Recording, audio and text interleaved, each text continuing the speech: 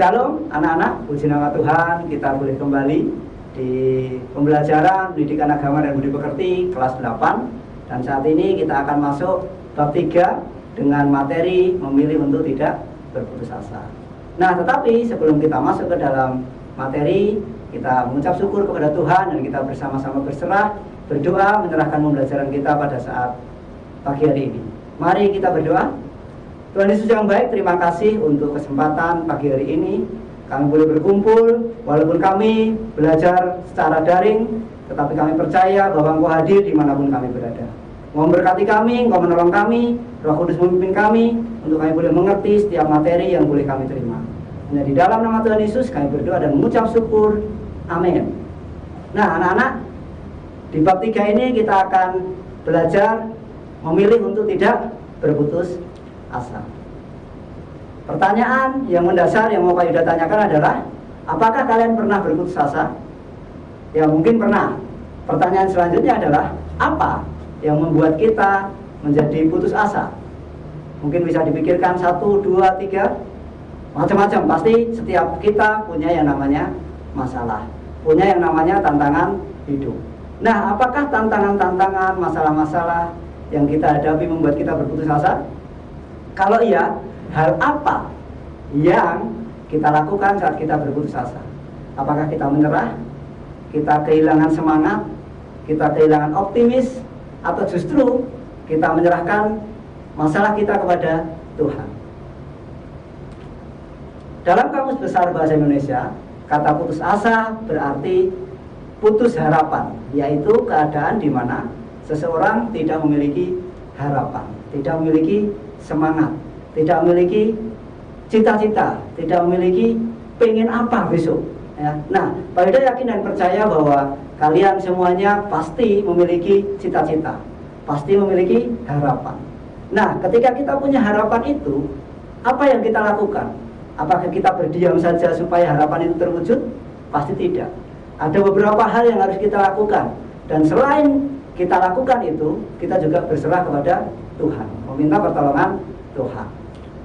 Nah, sejak beberapa tahun terakhir ini kita semakin miris mendengar dan membaca berita tentang orang-orang yang merasa tidak mampu melanjutkan hidup mereka. Dan pada akhirnya apa? Mereka memilih jalan untuk mengakhiri hidup mereka. Nah, perhatikan kata merasa yang Pak Yuda garis bawahi dan Pak Yuda cetak miring. Kata merasa itu sebetulnya hanya sebuah perasaan, tidak sesungguhnya. Kadang-kadang intimidasi daripada setan, intimidasi daripada iblis, atau mungkin omongan-omongan orang di sekitar kita, entah itu tetangga kita, entah itu teman kita, entah itu orang-orang yang ada di sekitar kita, kadang-kadang mengintimidasi kita supaya kita putus harapan. Nah, padahal ketika kita mau melakukan segala sesuatu, ketika kita yakin dan menyerahkan kepada Tuhan, perasaan-perasaan itu seharusnya bisa dihindarkan.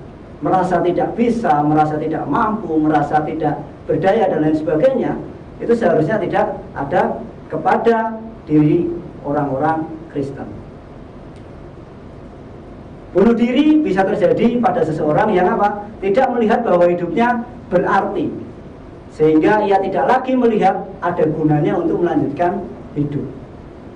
Padahal bukan kita yang memberikan kehidupan, dan karena itu mengakhiri kehidupan bukan hak kita.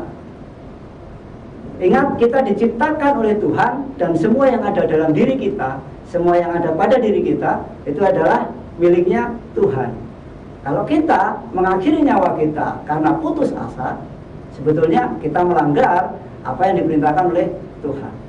Kita tidak berserah kepada Tuhan, tapi justru kita meninggalkan semua misi yang Tuhan telah taruh dalam diri kita, semua visi yang Tuhan taruh dalam diri kita. Karena Pak Yuda yakin dan percaya, ketika kita diciptakan, kita memiliki tujuan. Kita ada visi yang Tuhan telah taruh dalam hati kita. Ada sebuah kisah, ya, ada sebuah kisah remaja yang mengakhiri hidupnya pada tahun 2003. Gara-gara apa?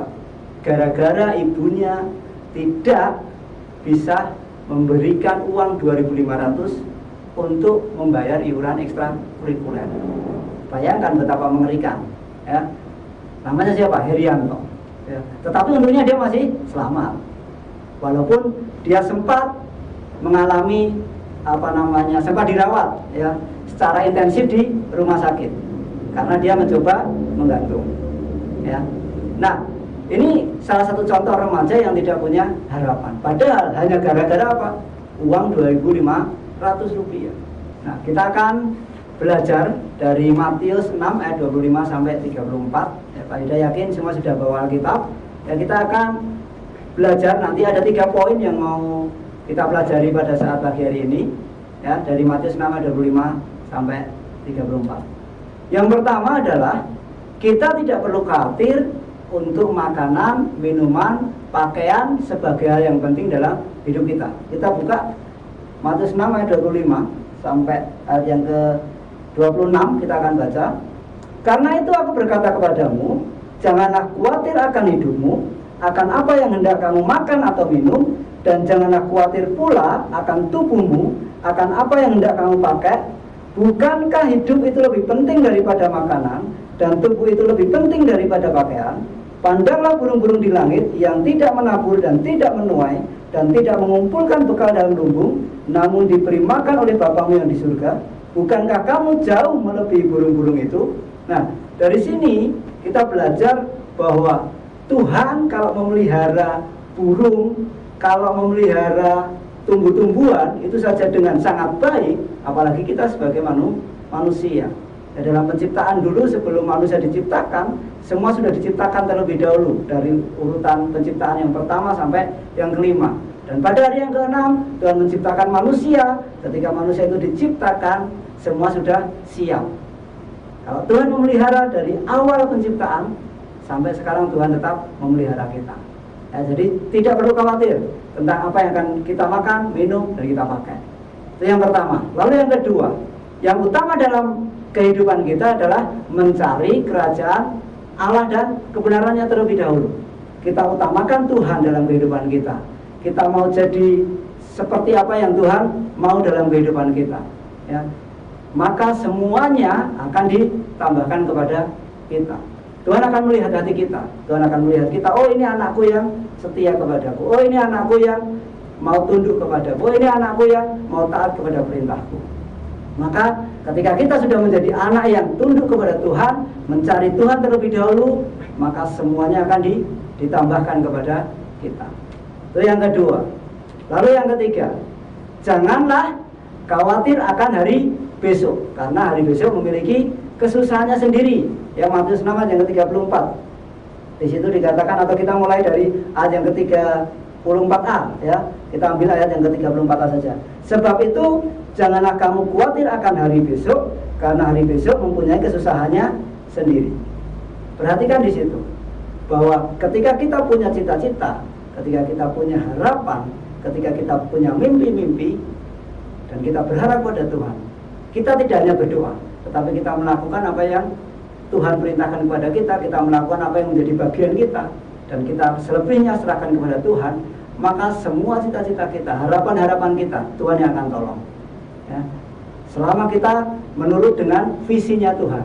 Ingat, Tuhan menciptakan kita tidak pernah sembarangan. Tuhan menciptakan kita tidak pernah iseng, ya. Tetapi Tuhan menciptakan kita dengan visi yang Tuhan sudah tanam dalam diri kita sejak kita berada dalam kandungan ibu kita. Jadi 3 hal tadi, Matius 6 ayat 25 sampai 34. Kita belajar jangan khawatir tentang makanan, cari dahulu kerajaan Allah dan kebenarannya, lalu berharap setiap apa yang kita mimpi-mimpikan, setiap apa yang kita harapkan, ya. Nah, jadi bab 3, kalau kita berbicara tentang tidak berputus asa sebagai anak-anak Tuhan, kita seharusnya tidak perlu khawatir, kita tidak berputus asa. Ya, kalau kemarin di bab 2 kita belajar tentang iman dan pengharapan, di bab 3 ini semakin diteguhkan bahwa Tuhan menjamin kehidupan kita. Kalau dari awal penciptaan di Tuhan menjamin Adam dan Hawa, sampai saat ini Tuhan menjamin kehidupan kita. Nah, anak-anak, kita akan mengakhiri pembelajaran kita pada saat pagi hari ini, tapi kita terlebih dahulu berdoa untuk meminta Roh Kudus supaya senantiasa menjaga kehidupan kita dimanapun kita berada. Mari kita berdoa. Tuhan Yesus, terima kasih untuk pelajaran pada saat pagi hari ini. Kami boleh belajar, untuk kami boleh tidak berputus asa, dan kami selalu berharap kepada Tuhan, sehingga kehidupan kami terbebas dari setiap rasa khawatir, karena Engkau menjamin kehidupan kami dari awal sampai saat ini, bahkan sampai nanti ke depannya. Terima kasih Bapak, Engkau memberkati anak-anak-Mu yang telah belajar pada saat pagi hari ini. Hanya di dalam nama Tuhan Yesus kami berdoa. Amin.